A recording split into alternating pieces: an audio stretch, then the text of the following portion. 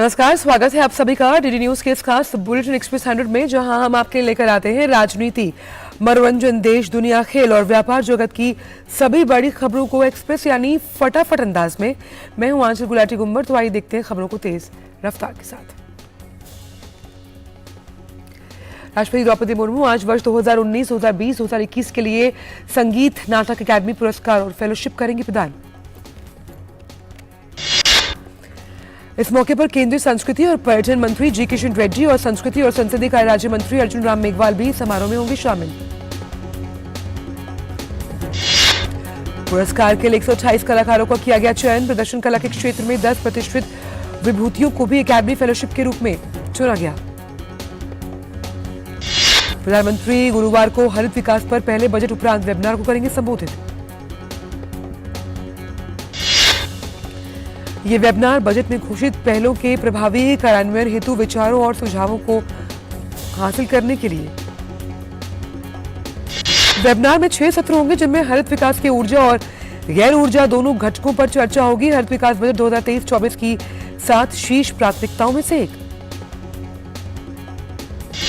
Webinar में संबंधित केंद्रीय मंत्रियों और सचिवों के अलावा राज्य सरकार और उद्योग, शिक्षा अनुसंधान संस्थानों और सार्वजनिक क्षेत्र के हितधारक भी शामिल।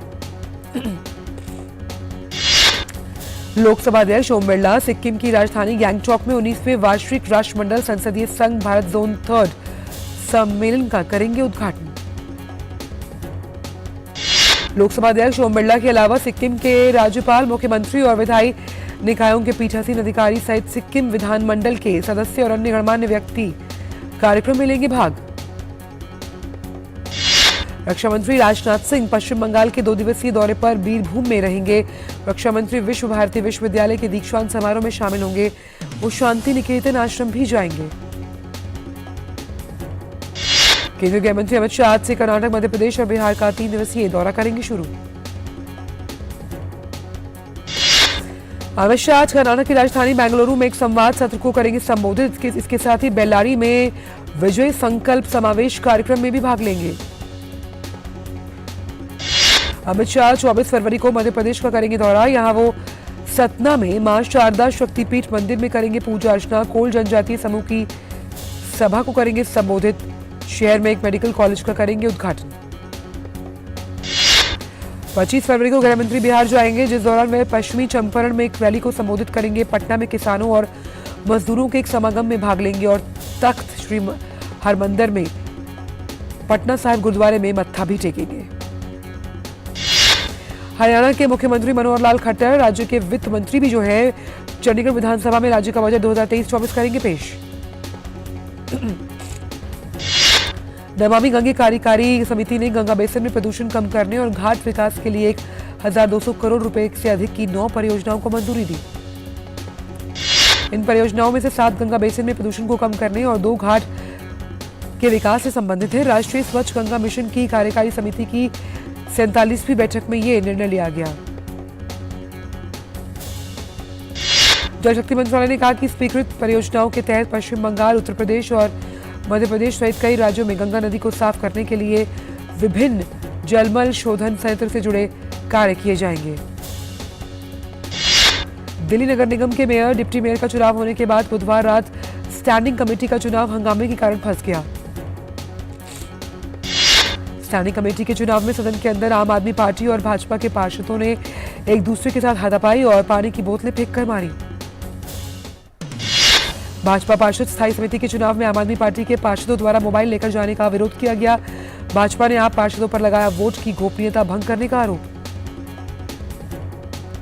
बेंगलुरु में G20 के वित्त उप मंत्रियों और केंद्रीय बैंक के उप प्रमुखों की बैठक का दूसरा दिन। बैठक में आगामी वित्त मंत्रियों और केंद्रीय बैंक के गवर्नर्स की बैठक के मसौदे तैयार किए जाएंगे। वहीं शनिवार से G20 समूह के वित्त मंत्रियों और केंद्रीय बैंक गवर्नर्स की पहली बैठक बेंगलुरु में शुरू होगी। वित्त मंत्री निर्मला सीतारमण अन्य देशों के वित्त मंत्रियों के साथ बातचीत करेंगी। इस बैठक में कुल 72 प्रतिनिधिमंडल शामिल। G20 समूह के वित्त मंत्रियों और केंद्रीय बैंक गवर्नर्स की बैठक 3 सत्रों में होगी, जिसमें 21वीं सदी में वित्त पोषण और डिजिटल सार्वजनिक अवसंरचना जैसे मुद्दों को शामिल किया जाएगा। इस दौरान बैठक में वैश्विक अर्थव्यवस्था, वैश्विक स्वास्थ्य और अंतर्राष्ट्रीय कराधान से संबंधित मुद्दों पर चर्चा होगी। खजुराहो में चल रही G20 संस्कृति कार्य समूह की पहली बैठक आज औपचारिक शुभारंभ संस्कृति और विदेश राज्य मंत्री मीनाक्षी लेखी करेगी। आज दूसरे दिन एक महत्वपूर्ण सत्र में G20 देशों के डेलीगेट्स के बीच संस्कृति पर चर्चा होनी है। इस बैठक में आज और कल संस्कृति से जुड़े 4 महत्वपूर्ण विषयों पर चर्चाएं होनी है। बैठक में सांस्कृतिक संपदा का संरक्षण और बहाली, एक सतत भविष्य के लिए जीवित विरासत का दोहन, सांस्कृतिक और रचनात्मक उद्योगों का प्रचार और रचनात्मक अर्थव्यवस्था, संस्कृति के संरक्षण और संवर्धन के लिए डिजिटल तकनीकों का लाभ उठाने पर चर्चा होगी। G20 के प्रतिनिधियों को न सिर्फ विश्व प्रसिद्ध खजुराहो मंदिर के दीदार करवाए जाएंगे, बल्कि हुनर हाट में कलाकारों की कला से भी रूबरू करवाया जाएगा। वहीं बैठक के पहले दिन सांस्कृतिक संपदा का संरक्षण और बहाली पर आधारित प्रदर्शनी का शुभारंभ मध्य प्रदेश के मुख्यमंत्री शिवराज सिंह चौहान, केंद्रीय संस्कृति मंत्री जी किशन रेड्डी, केंद्रीय सामाजिक न्याय मंत्री डॉक्टर वीरेंद्र कुमार और संस्कृति और विदेश राज्य मंत्री मीनाक्षी लेखी ने किया। मेघालय विधानसभा चुनाव में अब एक हफ्ते से भी कम वक्त का समय बचा। ऐसे में राज्य में विधानसभा चुनाव के लिए धुआंधार प्रचार जारी। भाजपा मेघालय में शुक्रवार को होने वाले प्रधानमंत्री की रैलियों में जुट गई। पीएम मोदी शिलोंग और तुरा में चुनावी रैली करेंगे। इससे पहले कांग्रेस नेता राहुल गांधी ने बुधवार को मेघालय में शिलोंग के मल्की ग्राउंड में एक जनसभा को संबोधित किया। राहुल ने कहा, मेघालय में टीएमसी का विचार ये सुनिश्चित करना है कि भाजपा सत्ता में आए। वही टीएमसी प्रमुख ममता बनर्जी भी बुधवार को मेघालय में थी। उन्होंने अपनी रैलियों में बीजेपी पर हमला किया तो साथ ही वायदा किया कि उनकी सरकार बनने पर राज्य की प्रगति और विकास के लिए काम होगा। नागालैंड में 27 फरवरी को मतदान होगा। शुक्रवार को प्रधानमंत्री नागालैंड के दीमापुर में एक बड़ी जनसभा को करेंगे संबोधित। भाजपा का दावा कि नागालैंड में भारतीय जनता पार्टी अपनी सहयोगी एनडीपीपी के साथ बनाएगी सरकार। कांग्रेस पार्टी ने यहां शांति के लिए कुछ नहीं किया, जबकि बीजेपी नाकापीस के लिए कर रही है काम। नागालैंड में विधानसभा चुनाव के लिए 27 फरवरी को मतदान होगा। भाजपा राज्य में विकास और पारदर्शी सरकार बनाने के दावे पर लड़ रही है चुनाव। केंद्रीय मंत्री डॉक्टर जितेंद्र सिंह ने बुधवार को हरियाणा के फरीदाबाद में 120 करोड़ रुपए की लागत से बनने वाले अस्पताल और ट्रांसलेशनल अनुसंधान सुविधा की आधारशिला रखी जाएगी। केंद्रीय मंत्री डॉक्टर जितेंद्र सिंह ने उत्सव 2023 के दौरान कहा कि नीति निर्माताओं को टीके या वैज्ञानिक उपकरण बनाने के दौरान इस बात का ख्याल रखना चाहिए कि उद्योग जगत को शुरुआत से ही इसमें शामिल किया जाए। भारत में इजरायल के राजदूत नोर गिलोन ने कहा कि भारत तेजी से वैश्विक महाशक्ति बनने की ओर अग्रसर। उन्होंने भारत को G20 की अध्यक्षता पर बधाई देते हुए कहा कि भारत तेजी से क्षेत्रीय महाशक्ति से वैश्विक महाशक्ति बनने की ओर अग्रसर। वक्त ब्रेक का।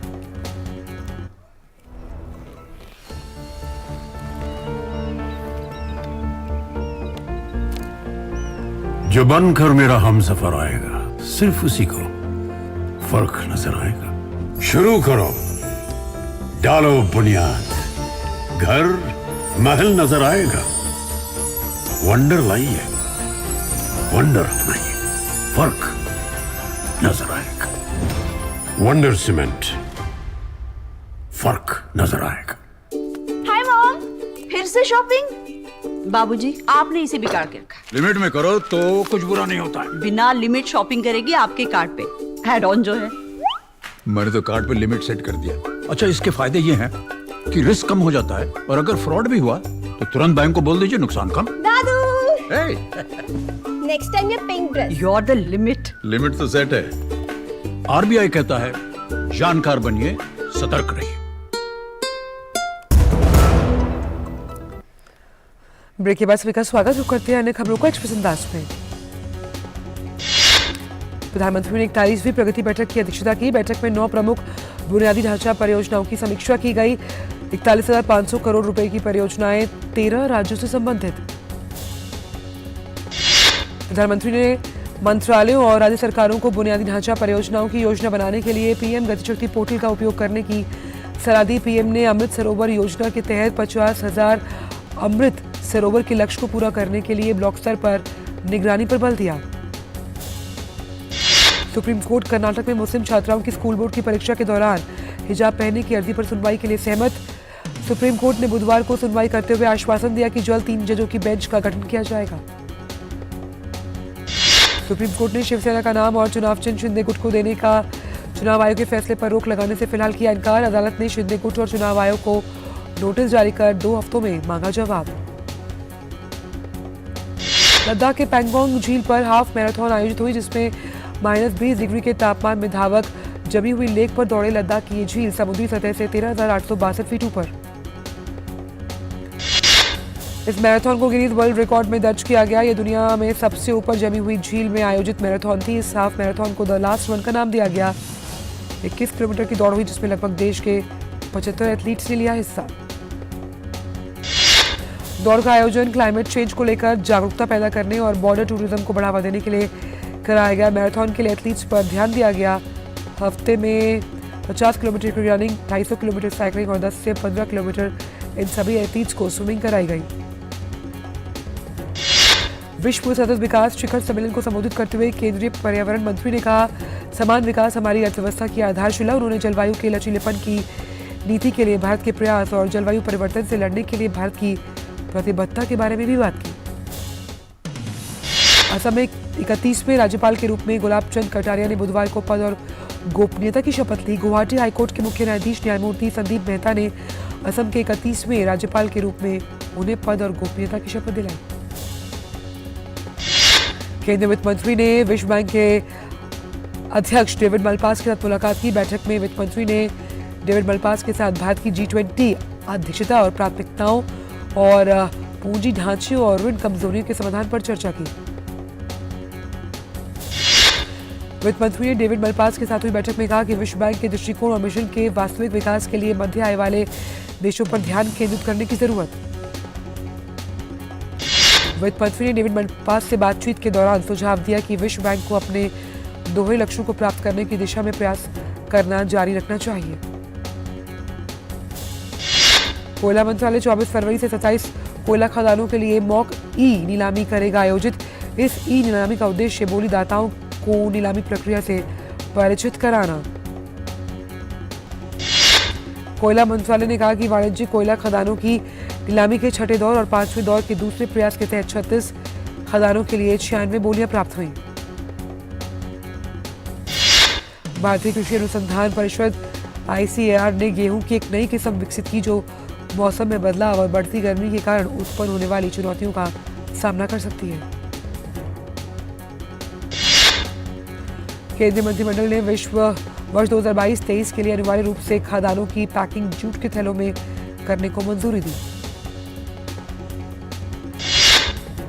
केंद्रीय इलेक्ट्रॉनिक्स एवं IT और कौशल विकास और उद्यमिता राज्य मंत्री राजीव चंद्रशेखर 24 फरवरी को बेंगलुरु में होने जा रहे semiconductor future design road show में हिस्सा लेंगे।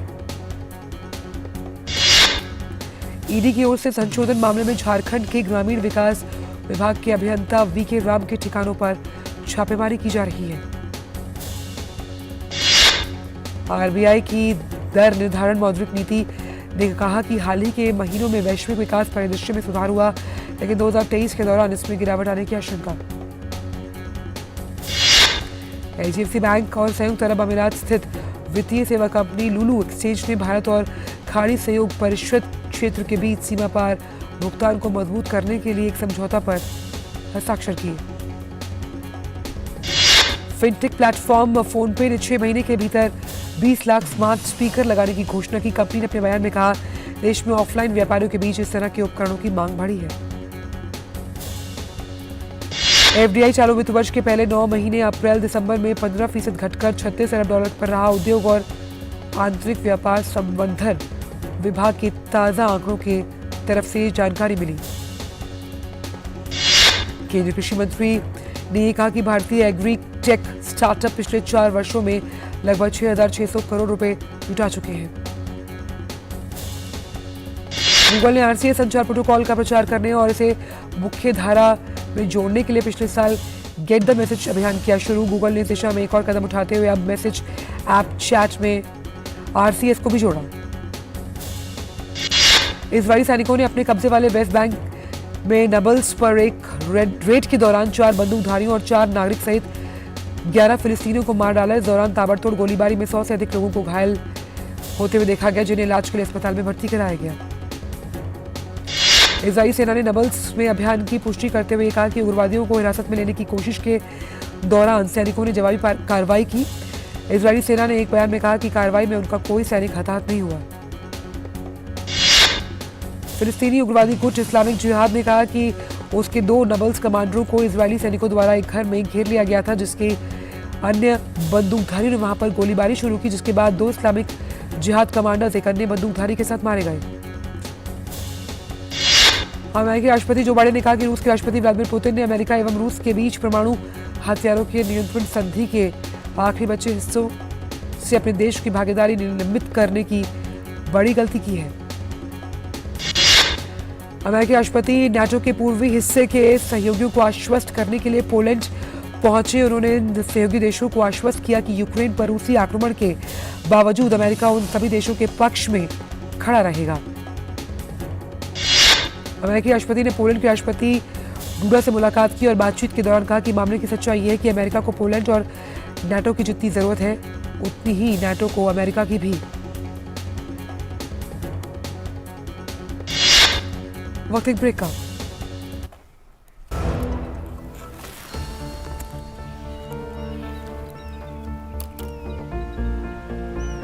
जो बनकर मेरा हमसफर आएगा, सिर्फ उसी को फर्क नजर आएगा। शुरू करो, डालो बुनियाद, घर महल नजर आएगा।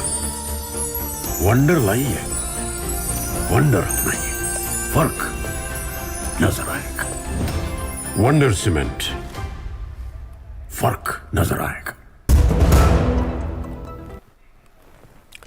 ब्रेक के बाद सभी का स्वागत। रुक करते हैं अन्य खबरों का एक्सप्रेस अंदाज में।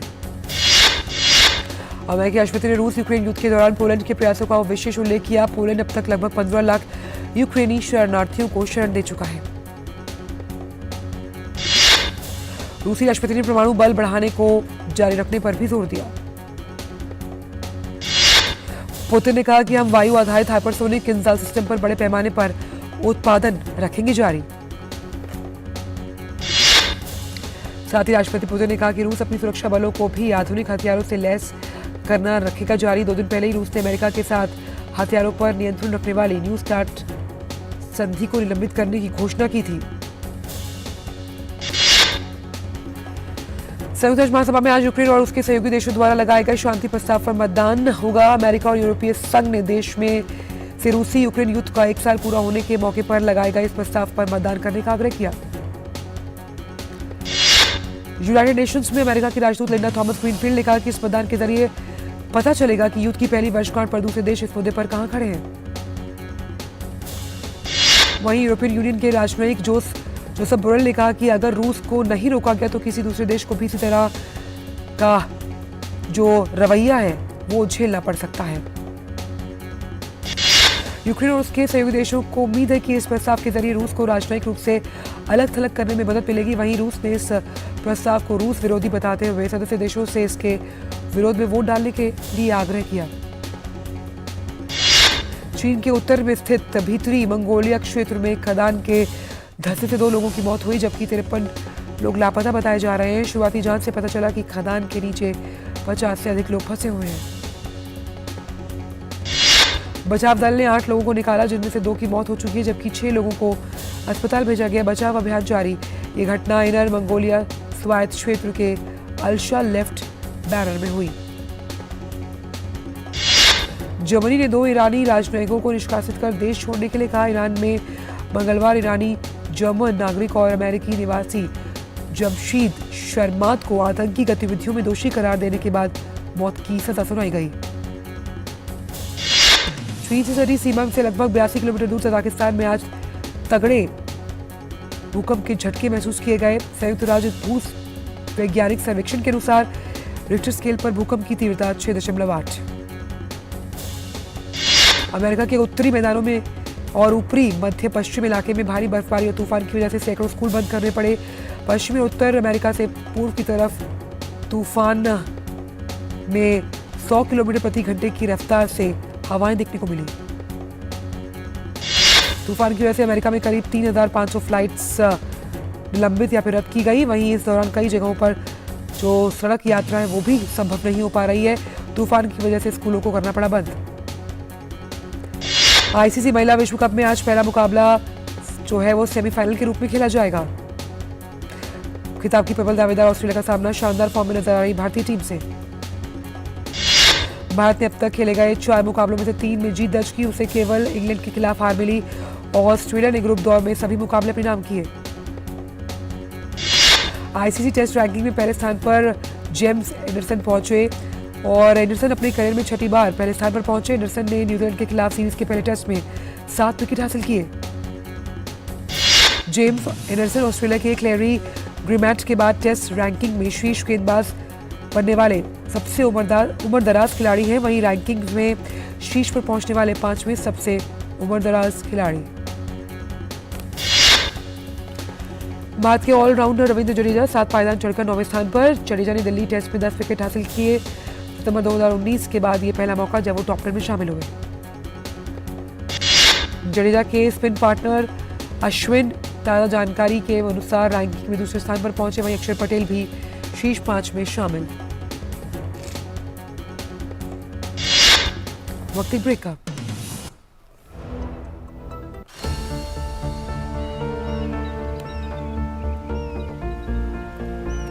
जो बनकर मेरा हमसफर आएगा सिर्फ उसी को फर्क नजर आएगा। शुरू करो, डालो बुनियाद, घर महल नजर आएगा। वंडर लाइए, वंडर अपनाइए, फर्क नजर आएगा। वंडर सीमेंट, फर्क नजर आएगा। ब्रेक के बाद सभी का स्वागत करते हैं खबरों का एक्सप्रेस अंदाज में। भारतीय निशानेबाजों ने कायरा विश्व कप में शानदार प्रदर्शन का क्रम जारी रखते हुए चौथा स्वर्ण पदक जीत लिया।